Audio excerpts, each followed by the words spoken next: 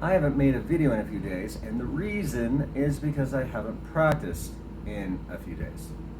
And the reason I haven't practiced in a few days is there's a tiny little, oh, you can see it, little owie right there, a little scratch, and there's another one right there. They're not very big, but they're right on the tips of both of my pointer fingers, and when I play, oh, it hurts. Except it's been about 4 days like that, and now today I finally got back into practicing, and it's okay. I didn't see that coming when I started playing piano. I'm a trumpet player, and we deal with injuries on our lips all of the time. In fact, some people end up damaging their lips in a way that is either through playing or through something else, and they have to stop. I've got a friend who had to stop playing trumpet because of lip injuries, and he was a serious player. It happens. You hear stories about that. But not fingers, because fingers on trumpet, like, you really have to hurt your fingers in order for it to make any difference.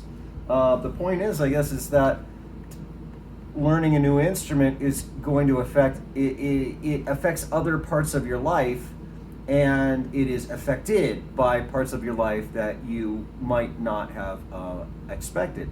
If you're a musician, it's an integrated part of your identity and your lifestyle. And if you're going to play piano, you need to put more energy into protecting your fingers than I'm used to doing. If you're a trumpet player, you've got to watch out for, don't get into boxing. Still, injuries happen once in a while, and it's okay to take breaks, but if you take too many breaks, then you're not a player, right? So you want to find ways of taking advantage of